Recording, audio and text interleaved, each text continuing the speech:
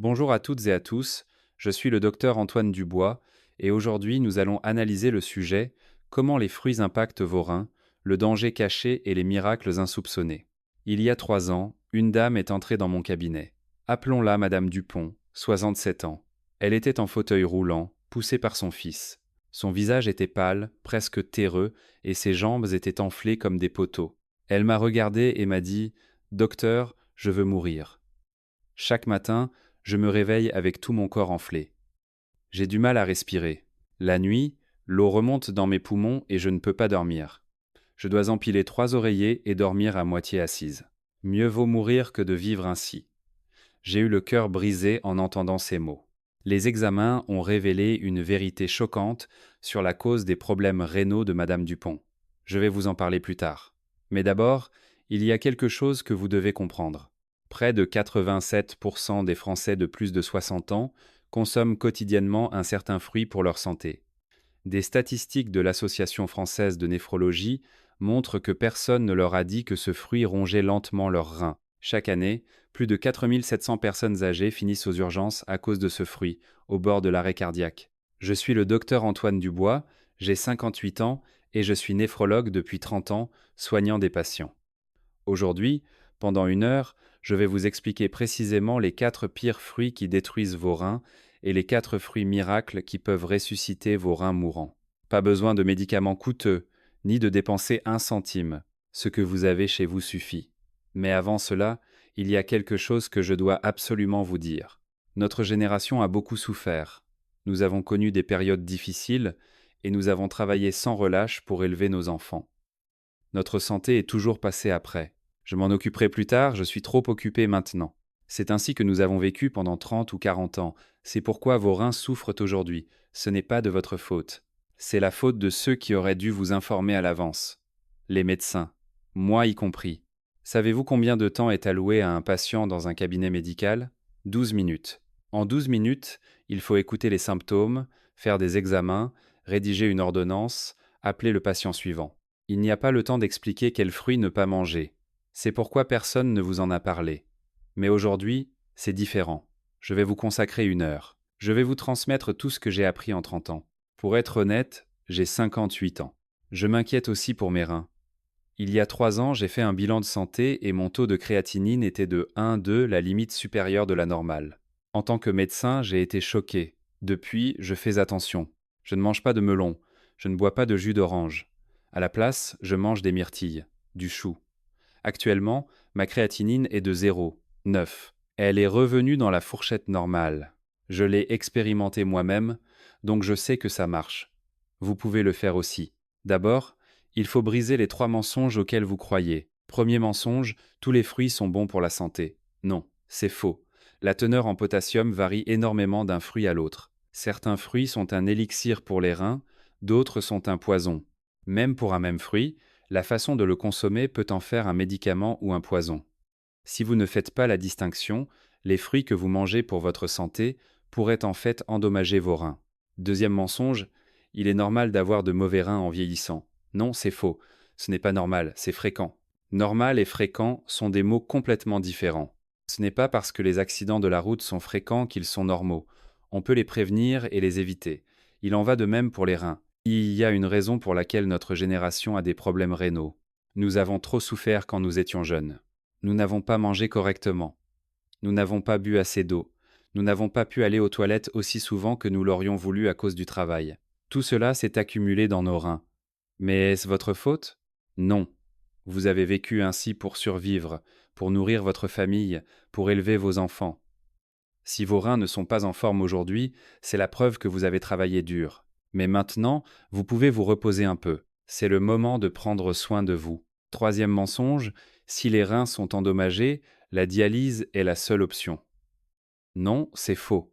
Dans de nombreux cas, la fonction rénale peut être restaurée en changeant simplement les habitudes alimentaires avant d'atteindre le stade de la dialyse. J'ai vu des dizaines de patients qui étaient au bord de la dialyse et qui sont revenus à la normale en changeant simplement leur alimentation. Bien, nous avons balayé toutes les idées fausses. Maintenant, voyons comment les reins fonctionnent vraiment. Savez-vous ce que font les reins? Je vais vous l'expliquer simplement. Vous avez un filtre à eau chez vous, n'est-ce pas? Vous savez ce que fait le filtre. Il élimine les impuretés de l'eau et ne laisse passer que l'eau propre. Les reins jouent exactement ce rôle. Ce sont les filtres de notre corps. Mais il y a une différence avec les filtres à eau. Les filtres à eau peuvent être remplacés. Quand ils sont usés, on les change. Mais les reins, eux, ne peuvent pas être remplacés. À moins d'une transplantation rénale, il n'y a pas d'autre solution. C'est pourquoi il faut être encore plus prudent. Une fois endommagés, ils sont difficiles à réparer. Lorsque le sang passe par les reins éliminent les déchets dans l'urine et réabsorbent les bonnes substances. Ils filtrent 180 litres de sang par jour. C'est une quantité énorme, n'est-ce pas? Mais qu'arrive-t-il à un filtre à eau après une longue utilisation? Les pores se bouchent, les impuretés s'accumulent et l'eau ne passe plus. Finalement, il faut le remplacer. Les reins sont identiques. En vieillissant, les millions de petits filtres à l'intérieur des reins, appelés glomérules, s'abîment les uns après les autres. Il y en a environ 1 million par rein. À 50 ans, 100 000 sont endommagés. À 60 ans, 200 000. À 70 ans, plus de 300 000 ne fonctionnent plus correctement. C'est là que les problèmes commencent. Lorsque les glomérules diminuent, la vitesse de filtration du sang ralentit. On appelle cela une diminution du taux de filtration glomérulaire, DFG. Lorsque ce chiffre tombe en dessous de 60, un signal d'alarme retentit. Alors, que se passe-t-il? Premièrement, le potassium s'accumule. Qu'est-ce que le potassium? C'est un minéral présent en abondance dans les fruits et légumes. En quantité modérée, il est bon pour la santé. Mais en trop grande quantité, c'est un poison. Des reins sains éliminent bien le potassium dans l'urine, mais des reins affaiblis ne peuvent pas. Le potassium s'accumule donc dans le sang. Et quand le potassium s'accumule, voici ce qui peut arriver. Au début, il n'y a aucun symptôme. On se sent fatigué, on a les jambes lourdes, on met ça sur le compte de l'âge et on n'y pense plus. Mais si le taux de potassium dépasse 6, 5, le rythme cardiaque commence à devenir irrégulier. On ressent des palpitations et un essoufflement. Si le taux dépasse 7, le cœur peut s'arrêter à tout moment. Des milliers de décès soudains chaque année sont dus à l'hyperkaliémie, principalement à cause d'une mauvaise consommation de fruits. Un instant. Laissez-moi vous expliquer pourquoi le potassium est dangereux pour le cœur. Le cœur fonctionne à l'électricité, comme un moteur de voiture. Pour qu'une voiture démarre, le moteur doit s'allumer, l'électricité de la batterie le fait tourner. Le cœur, c'est pareil. Des cellules spéciales dans le cœur génèrent des signaux électriques qui contractent le muscle cardiaque. Mais pour que ces signaux électriques fonctionnent correctement, l'équilibre entre le potassium et le sodium doit être parfait.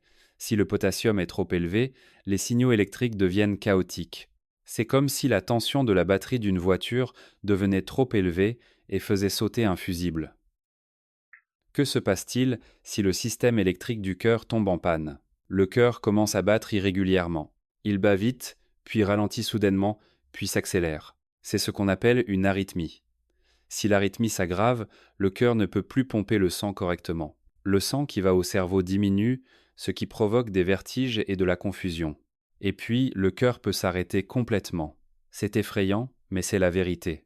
Je l'ai vu de mes propres yeux pendant 30 ans. Deuxièmement, l'eau ne s'élimine pas. Des reins sains éliminent l'excès d'eau dans l'urine et la réabsorbent si nécessaire pour maintenir l'équilibre. Mais des reins affaiblis perdent cette capacité de régulation. Si vous buvez beaucoup d'eau, votre corps gonfle. Dans les cas graves, l'eau s'accumule dans les poumons, rendant la respiration difficile. On appelle cela un œdème pulmonaire. En cas d'œdème pulmonaire, il est impossible de dormir allongé. L'eau s'accumule dans les poumons, provoquant un étouffement. Il faut empiler 2 ou 3 oreillers et dormir à moitié assis.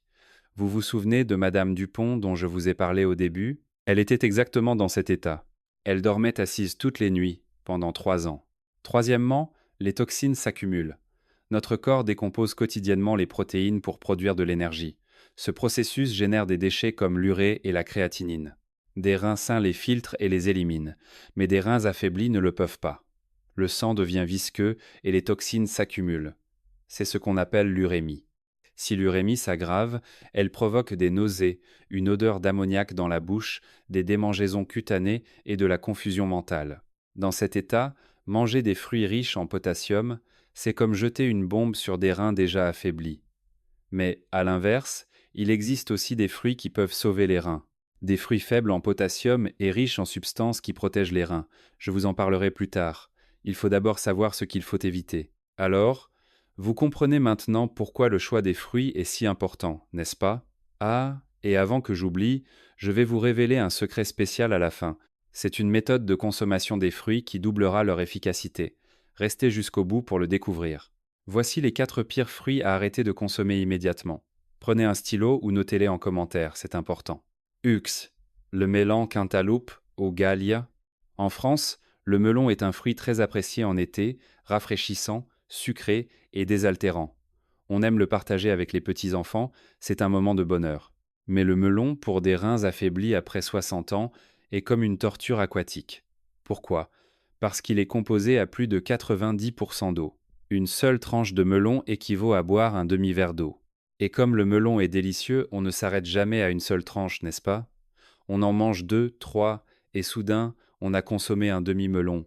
Cela équivaut à boire 5 à 6 verres d'eau d'un coup. Des reins sains peuvent éliminer cette eau dans l'urine, mais des reins affaiblis ne peuvent pas. L'eau commence à s'accumuler dans le corps. Au début, les chevilles gonflent, laissant des marques profondes de chaussettes. Ensuite, les mollets gonflent, puis les cuisses, et finalement, tout le corps devient œdémateux.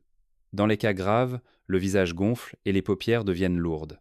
Le plus effrayant est l'œdème pulmonaire. Si l'eau s'accumule dans les poumons, la respiration devient de plus en plus difficile.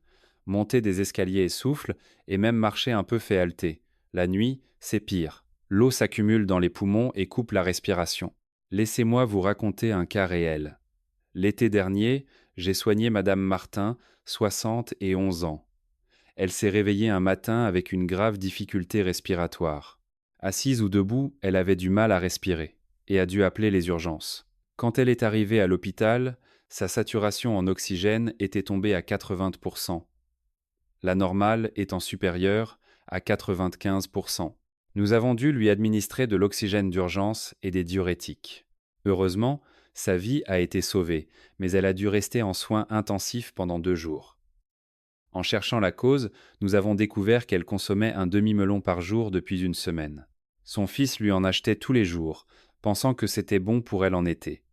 La bienveillance de son fils l'avait envoyée aux urgences. Ce n'était pas la faute du fils, car il ne savait pas. Personne ne l'avait informé. Son fils m'a demandé : « Docteur, ai-je failli tuer ma mère ? Je lui achetais du melon tous les jours par amour, et elle disait que c'était rafraîchissant et délicieux. Est-ce que cela a endommagé ses reins ? » Je n'ai pas su quoi lui répondre. Je me souviens encore de son visage, rempli de culpabilité. Son amour pour sa mère avait eu l'effet inverse. Personne ne l'avait informé. C'est pourquoi j'ai créé cette vidéo aujourd'hui, pour éviter que cela ne se reproduise. De plus, le melon est assez riche en potassium. Pour 100 g de melon, il y a environ 300 mg de potassium. Un demi-melon, environ 1000 g, représente donc environ 3000 mg de potassium. C'est particulièrement dangereux pour les personnes qui prennent des médicaments pour la tension artérielle. Certains de ces médicaments peuvent empêcher l'élimination du potassium. Si vous prenez ces médicaments et mangez beaucoup de melon, le potassium s'accumulera encore plus rapidement. Si vous avez du melon dans votre réfrigérateur, je vous conseille vivement de vous en débarrasser après avoir regardé cette vidéo. 2. La banane. La banane est un fruit très populaire en France. Douce, facile à manger, elle est souvent consommée comme collation ou au petit déjeuner. Mais la banane est une bombe à potassium. Une banane de taille moyenne contient environ 400 mg de potassium. Manger seulement 2 bananes équivaut à consommer 800 mg de potassium. C'est près de la moitié de l'apport quotidien recommandé. Et qui s'arrête à une seule banane. Sa douceur fait qu'on en veut toujours plus. On en mange 1, 2, 3, et soudain, on en a consommé 4 ou 5. Cela signifie que l'on ingère plus de 2000 mg de potassium. Laissez-moi vous raconter l'histoire de Monsieur Robert, 68 ans, que j'ai soigné. Il adorait les bananes. Il en mangeait 2 tous les matins et 2 ou 3 le soir. Il en consommait 4 à 5 par jour. Lors d'un bilan de santé, on lui avait dit que sa fonction rénale était légèrement diminuée, mais il n'y avait pas prêté attention, car il n'avait aucun symptôme. Puis un jour, son cœur a commencé à s'emballer. Il sentait son cœur battre vite, puis ralentir soudainement. Il était aussi un peu essoufflé et étourdi. Au début, il a pensé que c'était la chaleur, mais les symptômes se sont aggravés. Il a finalement été transporté aux urgences. Les examens ont révélé que son taux de potassium était monté à 6, 8. Son électrocardiogramme montrait un rythme cardiaque irrégulier et son cœur pouvait s'arrêter à tout moment. Nous avons dû lui administrer une injection de calcium d'urgence, de l'insuline et du glucose. Heureusement, son taux de potassium est redescendu et son rythme cardiaque s'est stabilisé. Monsieur Robert m'a dit plus tard: Docteur, je ne savais pas que les bananes étaient si dangereuses. Je les mangeais pour ma santé. Je les recommandais à ma femme. Cela a failli me tuer. Sa femme a pleuré à côté de lui, disant à quel point elle avait eu peur quand son mari s'était effondré. Les 10 minutes avant l'arrivée de l'ambulance lui avaient semblé une heure. Elle m'a dit: Docteur, je savais que mon mari aimait beaucoup les bananes, alors je lui en pelais tous les jours. Je lui en donnais par amour, mais cela a failli le tuer. J'ai failli tuer mon mari. Je lui ai dit que ce n'était pas de sa faute. Personne ne l'avait informé. Où notre génération peut-elle trouver ce genre d'informations? La télévision ne nous le dit pas, et les hôpitaux non plus. C'est pourquoi j'ai créé cette vidéo. Une autre raison pour laquelle les bananes sont dangereuses est leur teneur en sucre. Une banane contient environ 14 à 15 grammes de sucre. Pour les personnes diabétiques, manger beaucoup de bananes peut faire grimper la glycémie. Une glycémie élevée endommage les petits vaisseaux sanguins des reins. Si vous avez des bananes dans votre réfrigérateur et que vous en mangez tous les jours, il faut arrêter immédiatement. Trait. Le jus d'orange. L'orange est connue pour être riche en vitamine C et bonne pour la santé. Beaucoup de gens pensent qu'un verre de jus d'orange le matin est sain, mais le jus d'orange est une bombe de potassium concentré. Une orange contient environ 230 mg de potassium. Le problème est le jus d'orange. Pour faire un verre de jus d'orange, il faut 3 oranges. Cela signifie que vous consommez près de 700 mg de potassium. Quand on mange un fruit directement, on se sent rassasié après 1 ou 2 oranges, mais quand on le boit en jus, on ne ressent pas la même satiété. On en boit un verre, puis un autre. Et soudain, on a bu l'équivalent de 8 oranges. C'est encore plus dangereux pour les personnes diabétiques, car le jus d'orange contient aussi beaucoup de sucre. Un verre de jus d'orange contient plus de 20 grammes de sucre, l'équivalent de 4 cuillères à soupe de sucre. Laissez-moi vous raconter l'histoire de Monsieur David, 65 ans, que j'ai soigné.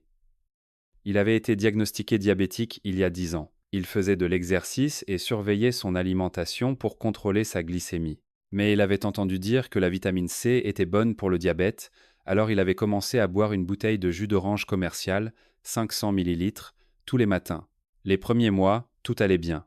Mais après environ 3 mois, son corps a commencé à gonfler. Son visage était bouffi le matin et ses chevilles gonflaient le soir.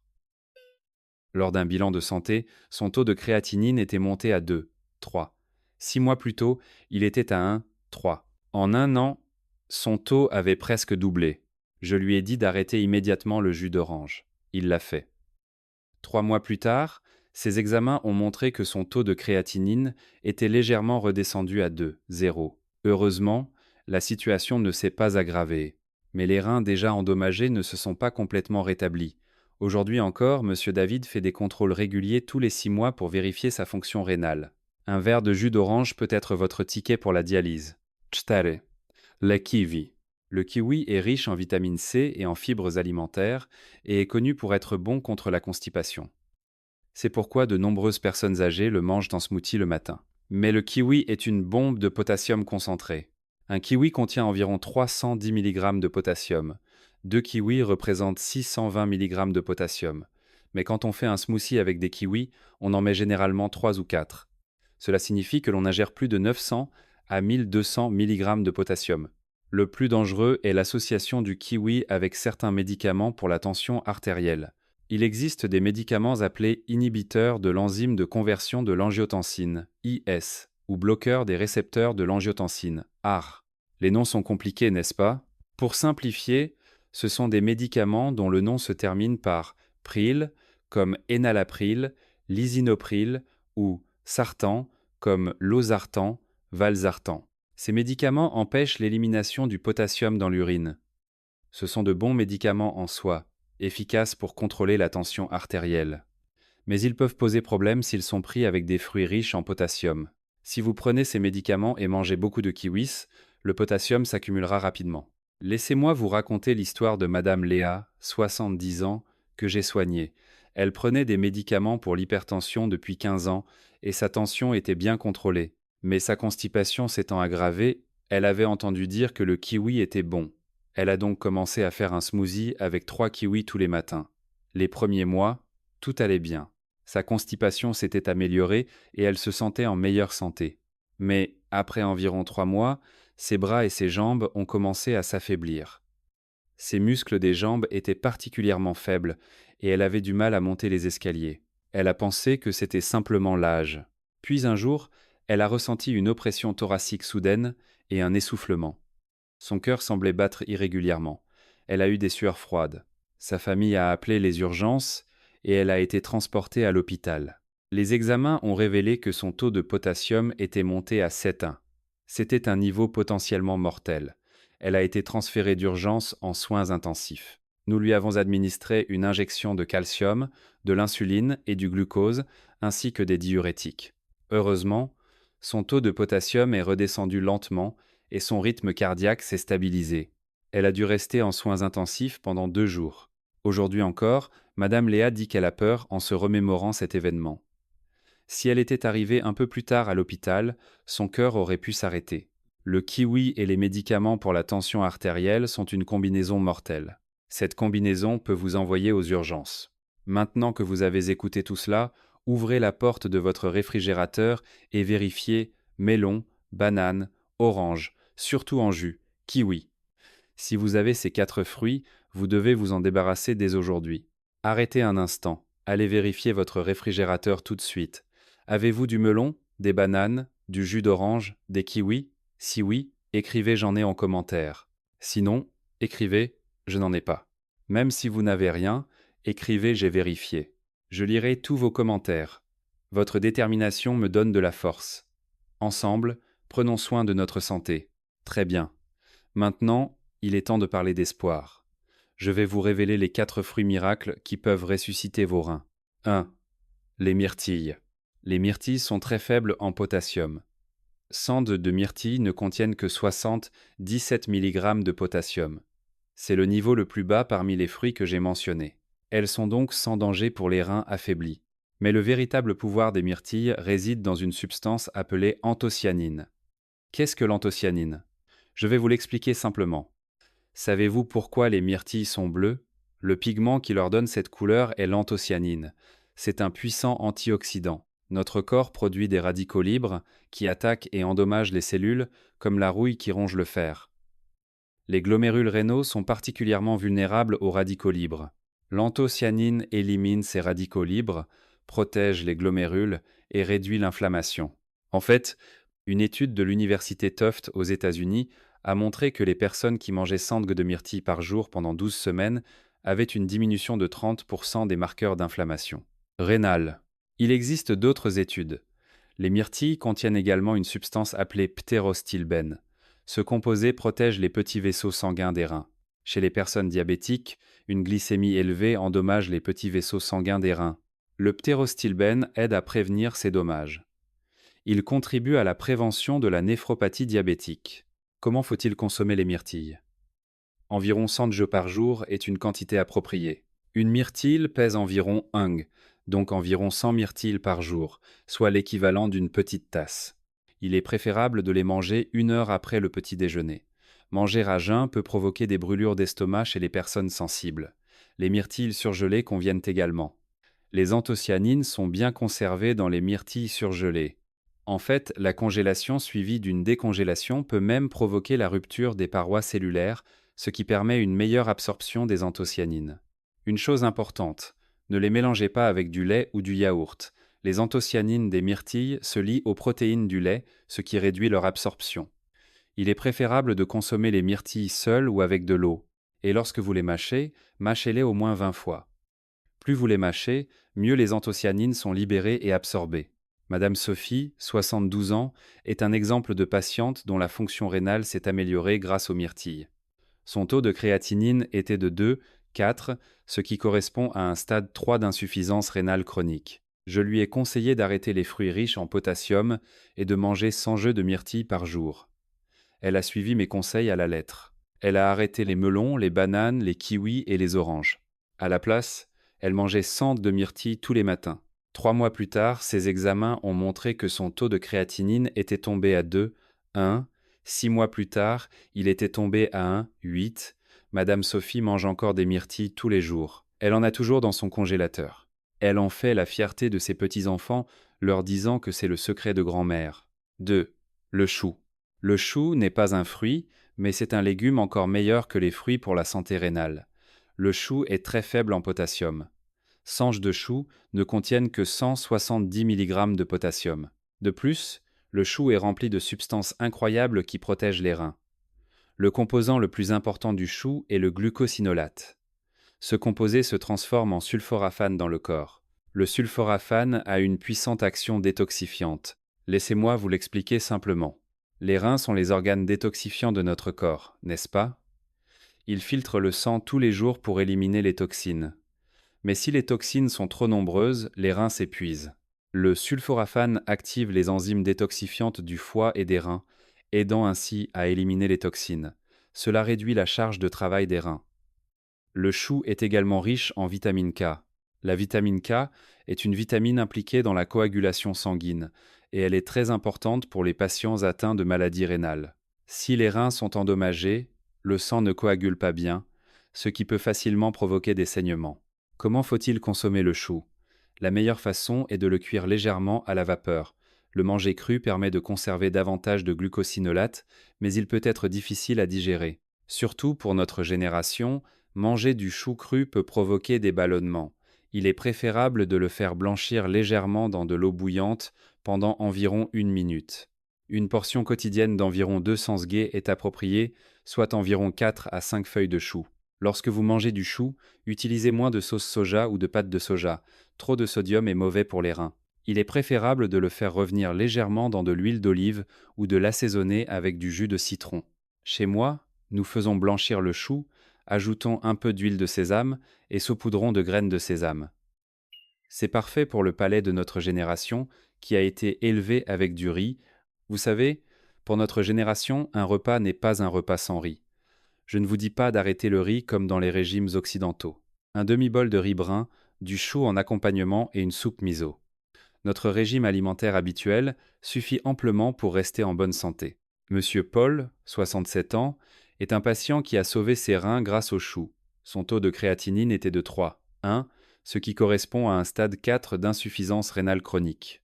Les médecins lui avaient dit qu'il devrait bientôt commencer la dialyse. Je lui ai donné une dernière chance. Je lui ai dit qu'il pouvait retarder la dialyse en changeant complètement ses habitudes alimentaires. Je lui ai conseillé d'arrêter tous les fruits et aliments riches en potassium et de manger 200 sgé de chou par jour. Il a suivi mes conseils avec une grande assiduité. Il mangeait du chou blanchi tous les matins et des plats à base de chou le soir. 3 mois plus tard, ses examens ont montré que son taux de créatinine était tombé à 2,7. 1 an plus tard, il s'était stabilisé à 2,0. Monsieur Paul, qui devait faire de la dialyse, a retrouvé une fonction rénale normale grâce au chou et à une meilleure alimentation. Aujourd'hui, il court dans le parc avec ses petits-enfants. L'année dernière, il a assisté à l'entrée de sa petite-fille à l'école. Il a pris une photo avec elle devant le portail. Il m'a montré la photo et m'a dit « Docteur, je ne pensais pas pouvoir vivre ce jour.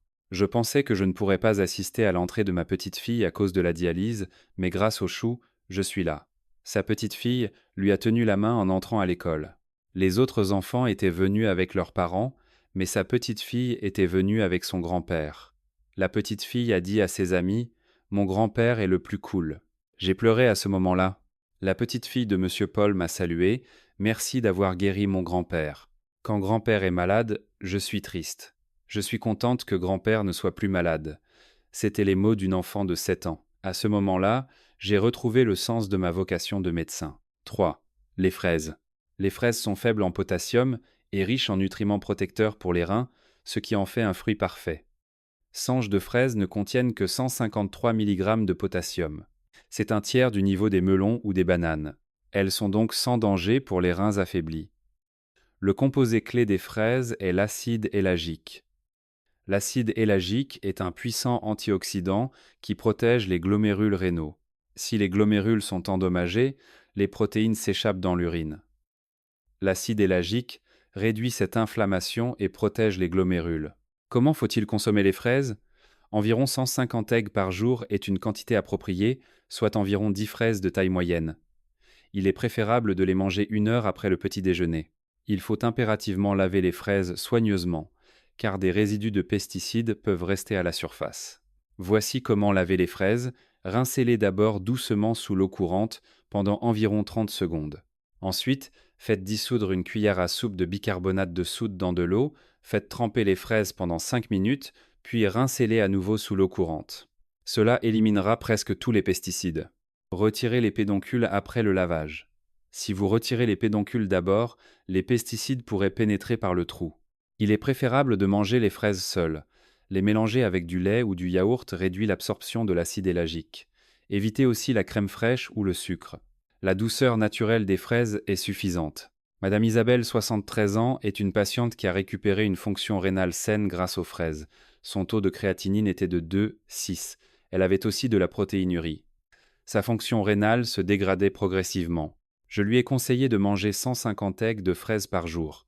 Je lui ai demandé d'arrêter les fruits riches en potassium, de contrôler son apport en protéines et de réduire sa consommation de sel. Elle a suivi mes conseils avec diligence. Elle mangeait des fraises tous les matins. 3 mois plus tard, ses examens ont montré que son taux de créatinine était tombé à 2,3.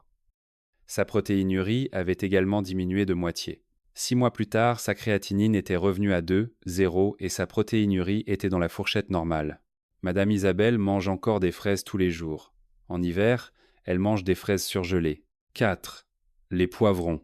Le poivron n'est pas un fruit, mais il peut être consommé cru comme un fruit et est un légume excellent pour la santé rénale.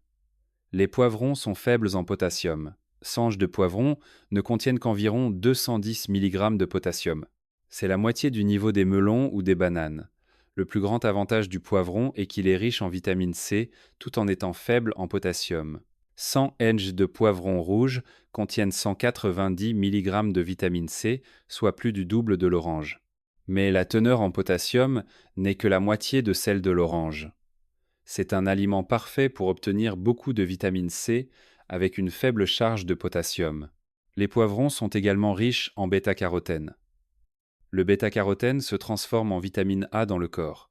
La vitamine A protège les membranes cellulaires des reins et renforce le système immunitaire. Comment faut-il consommer les poivrons? Environ un poivron par jour est approprié. Un poivron de taille moyenne pèse environ 150 eggs.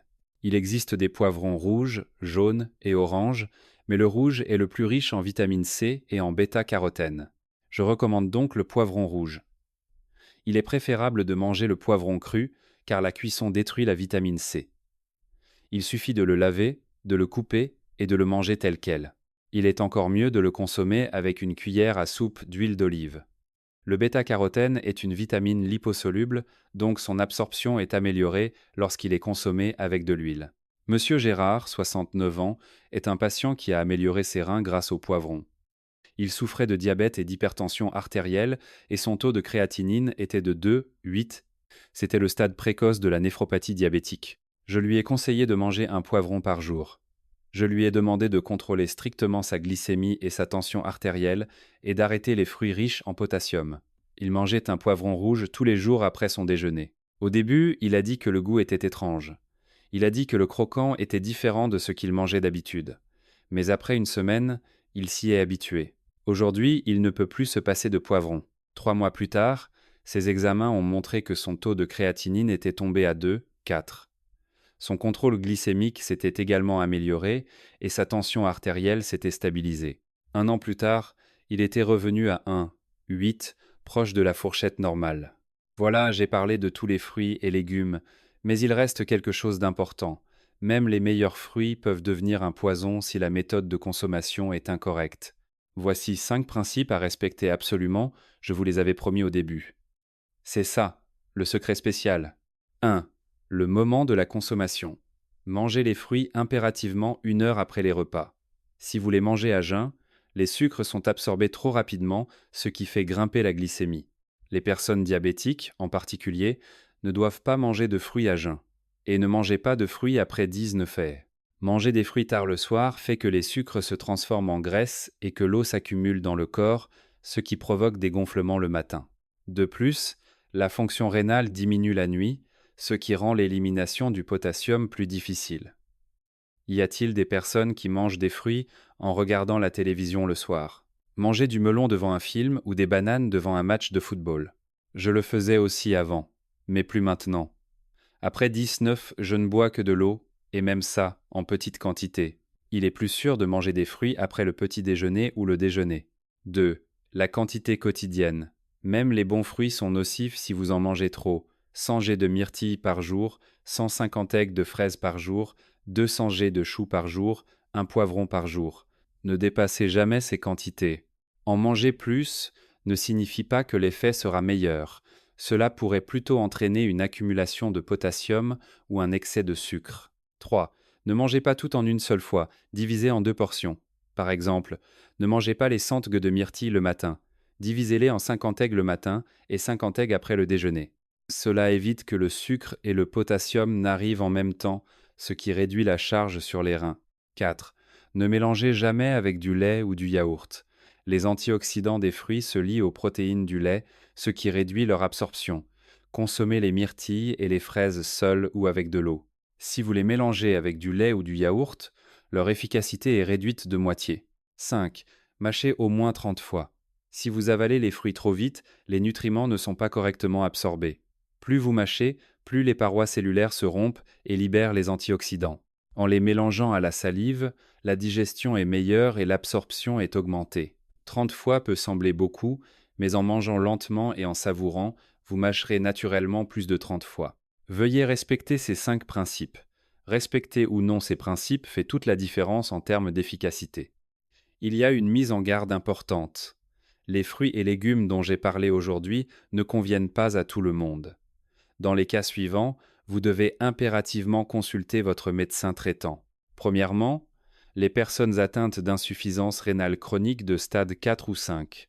À ce stade, la fonction rénale est très dégradée, et même les myrtilles ou les fraises pourraient devoir être limitées. Même s'ils sont faibles en potassium, il n'est pas totalement absent. Deuxièmement, les personnes dont le taux de potassium sanguin est supérieur à 5, 5 mQ, elles, lors d'un examen sanguin. Si le potassium est élevé, tous les fruits doivent être limités. Vous devez complètement éviter les fruits et suivre les prescriptions de votre médecin jusqu'à ce que votre taux de potassium revienne à la normale. Troisièmement, les personnes qui prennent des médicaments anticoagulants comme la warfarine doivent faire attention au chou. La vitamine K du chou peut modifier l'efficacité du médicament. La santé n'est pas de suivre aveuglément ce que d'autres disent être bon. C'est de prendre soin de soi en fonction de l'état de son propre corps. Faites un bilan de santé au moins 2 fois par an et vérifiez votre créatinine, votre taux de filtration glomérulaire et votre taux de potassium. Revenons maintenant à l'histoire que je vous ai racontée au début. Vous vous souvenez de Madame Dupont, 67 ans, en fauteuil roulant, qui m'avait dit qu'elle voulait mourir. Je vous ai dit que je vous révélerai la cause de ses problèmes rénaux. Les examens ont montré qu'elle mangeait un demi-melon, 3 bananes et 2 kiwis tous les jours. Pour sa santé, parce que les fruits sont bons pour la santé. Son fils lui en achetait tous les jours pour sa bonne santé, par amour filial. Ces fruits ont lentement rongé les reins de sa mère pendant 3 ans. Je lui ai dit de changer complètement ses habitudes alimentaires. Arrêtez immédiatement les melons, les bananes et les kiwis. À la place, mangez des myrtilles, des fraises, du chou et des poivrons. Selon les méthodes que je lui avais expliquées, petit à petit, mais c'est possible. Ce n'est ni un miracle ni une guérison complète. Mais petit à petit, c'est possible. Ce petit à petit change tout. Elle a vraiment suivi mes conseils à la lettre. Son fils lui achète maintenant des myrtilles au lieu des melons. Le premier soir, elle a trouvé ça étrange. Elle a ouvert le réfrigérateur, mais il n'y avait plus de melons. Ses mains étaient vides. Mais elle a tenu bon. Le troisième jour, la première crise est survenue. Une voisine lui a apporté des bananes. Elle a hésité, se demandant si elle devait en manger une. Mais elle a tenu bon, en pensant à sa petite fille. Sa petite fille l'avait appelée quelques jours plus tôt. « Mamie, quand viens-tu jouer ?» Elle a tenu bon en entendant la voix de sa petite fille. « Je vais jouer avec ma petite fille. Si je mange une banane et que je m'effondre, je ne pourrai plus voir ma petite fille. » Elle pensait ainsi. Notre génération est douée pour endurer, n'est-ce pas ? Nous avons enduré quand nous étions jeunes. Nous avons enduré la faim, la douleur. Cette fois-ci, elle endurait pour sa petite fille. Le 4e jour a été un tournant. Elle s'est réveillée le matin, et ses jambes semblaient moins lourdes. Elle ne savait pas si c'était une illusion ou la réalité. Mais elle a senti que quelque chose avait changé. Le 7e jour, elle a enfilé ses chaussettes le matin, et il n'y avait plus de marque sur ses chevilles. C'était la première fois depuis 1 an. À ce moment-là, elle a eu la certitude, ça marche, les gens pleurent, vraiment, les adultes, ceux qui n'avaient pas pleuré depuis 20 ans. Quand ils ressentent une amélioration pour la première fois, ils pleurent. Je l'ai vu aussi. 1 mois est passé. Le taux de créatinine de Madame Dupont est passé de 3, 2 à 2, 8. Ses jambes étaient un peu moins enflées. 3 mois sont passés. Sa créatinine est tombée à 2, 4. Elle m'a dit qu'elle avait réduit le nombre d'oreillers à 2 la nuit. 6 mois sont passés. Sa créatinine s'est stabilisée à 2, 0. Elle est venue à mon cabinet à pied, sans fauteuil roulant. 1 an est passé. Elle est revenue à mon cabinet. Mais elle n'était pas seule. Elle était accompagnée de sa petite fille, une petite fille de 7 ans. Sa petite fille lui tenait la main. Quand elle venait en fauteuil roulant, sa petite fille avait peur de s'approcher d'elle. Son visage était effrayant et enflé. Mais maintenant, c'est différent. Sa petite fille ne lâche plus sa main. Elle m'a montré une photo. Elle et sa petite fille au parc d'attractions. La petite fille tenait une barbe à papa, et la grand-mère lui tenait la main. Toutes les deux souriaient. En regardant la photo, mes mains ont tremblé. Je me suis souvenu de cette dame 1 an plus tôt, assise dans son fauteuil roulant, disant qu'elle voulait mourir. Son visage était terreux, ses jambes gonflées comme des poteaux. Cette dame marche maintenant au parc d'attractions avec sa petite fille. Elles ont même fait le carrousel. Sa petite fille courait en lui tenant la main. Elle m'a dit que sa petite fille lui avait dit « Mamie, maintenant tu marches vite. Avant tu marchais lentement, mais maintenant tu vas vite. Mamie, tu as rajeuni. » C'étaient les mots d'une petite fille de 7 ans. « Mamie, tu as rajeuni. » En entendant cela, elle a pleuré, de bonheur. Les rides autour de ses yeux étaient des rides de joie. Il y a 1 an, c'étaient des rides de souffrance. Maintenant, ce sont des rides de bonheur. Elle a dit « Docteur, je suis vivante. Il y a 1 an, je voulais mourir. Maintenant, je veux vivre. Je veux jouer avec ma petite fille plus longtemps. Je veux voir sa remise de diplôme. Je veux voir son mariage. » Elle a fait une pause. Les larmes lui montaient aux yeux. « Docteur, je me sentais coupable envers ma petite fille. Il y a 1 an, elle m'a demandé « Mamie, pourquoi es-tu si malade? Mamie, tu vas mourir ?» À ce moment-là, je n'ai pas pu lui répondre. Maintenant, je peux répondre. Mamie ne va pas mourir. Mamie va vivre longtemps avec sa petite fille. C'est grâce à vous, docteur, merci. Je ne pleure pas souvent. En 30 ans de carrière médicale, j'ai appris à réprimer mes émotions. C'est une partie du métier. Mais à ce moment-là, je n'ai pas pu me retenir. J'ai pleuré aussi. Mais tout le monde ne peut pas être comme Madame Dupont. Je dois aussi vous raconter une histoire triste. J'ai soigné Monsieur Jean, 60 et 11 ans. Ses reins n'étaient pas en bon état non plus. Son taux de créatinine était de 2, 5. Je lui ai dit la même chose, de changer ses habitudes alimentaires, d'arrêter les melons, les bananes, les oranges et les kiwis, et de manger des myrtilles, du chou, des fraises et des poivrons. Mais il ne l'a pas fait. Qu'est-ce que ça change? Un fruit est un fruit. J'ai toujours mangé comme ça. Je ne veux pas changer maintenant. C'est ce qu'il a dit. 6 mois plus tard, il a été transporté aux urgences. Son taux de potassium était monté à 7, 2. Nous l'avons traité d'urgence, mais ses reins étaient déjà trop endommagés. Aujourd'hui, Monsieur Jean fait de la dialyse 3 fois par semaine. Chaque séance dure 4 heures. Il se lève à 6 heures du matin pour aller à l'hôpital, et quand il rentre chez lui à l'heure du déjeuner, il se repose. Sa journée est rythmée par la dialyse. Il m'a dit « Docteur, je regrette. Si seulement j'avais écouté ce que vous m'aviez dit à l'époque. Si seulement j'avais arrêté le melon quand vous me l'avez dit. Si je pouvais revenir en arrière, je ferais n'importe quoi. Mais maintenant, il est trop tard. » Quelle est la différence entre ces deux personnes? Le fait d'avoir agi ou non. Cette différence a complètement changé leur vie. L'un va au parc d'attractions avec sa petite fille, l'autre va en dialyse. Lequel choisissez-vous? Mes amis, ce n'est pas une question de melon. Ce n'est pas une question de banane. Ce n'est pas une question de myrtille. C'est une question de vie. C'est une question de personne que vous aimez. Dans 10 ans, vous serez l'une de ces deux personnes, allongée sur un lit d'hôpital, faisant de la dialyse 3 fois par semaine ou marchant au parc avec vos petits-enfants. Allez-vous regarder la télévision ou vos petits-enfants? Le choix vous appartient. Laissez-moi récapituler ce que j'ai dit aujourd'hui. 1. Les pires fruits qui détruisent les reins sont le melon, la banane, l'orange, surtout en jus, et le kiwi. Sortez-les de votre réfrigérateur et jetez-les dès maintenant. 2. Les fruits miracles qui peuvent ressusciter les reins sont les myrtilles, le chou, les fraises et les poivrons. Consommez-les tous les jours à partir d'aujourd'hui. San. Respectez les principes de consommation. 1 heure après les repas, en quantité appropriée, divisez en 2 portions, sans lait ni yaourt et mâchez 30 fois. Maintenant, j'ai 3 demandes à vous faire. La troisième est la plus importante. Première demande. Écrivez « Je commence aujourd'hui » en commentaire. C'est une promesse publique que vous vous faites. On respecte mieux les promesses publiques. Je lirai chaque commentaire. Votre détermination me donne de la force. Ensemble, encourageons-nous. Deuxième demande. Abonnez-vous à ma chaîne. Je partage 30 ans d'expérience sans publicité ni bavardage. En activant les notifications, vous ne manquerez aucune nouvelle vidéo. Troisième demande, la plus importante. Envoyez cette vidéo à vos parents, envoyez-la à vos frères et sœurs, envoyez-la à vos amis de plus de 50 ans. À toute personne qui vous vient à l'esprit en regardant cette vidéo, l'information, quand elle atteint les bonnes personnes, sauve des vies. C'est gratuit, cela prend 3 secondes. Cela peut changer la vie de quelqu'un. Envoyez-la à votre mère et à votre père. Cette information peut protéger les reins de vos parents. C'est ça, le vrai amour filial. Si vos parents ne sont plus là, envoyez-la à votre frère ou votre sœur.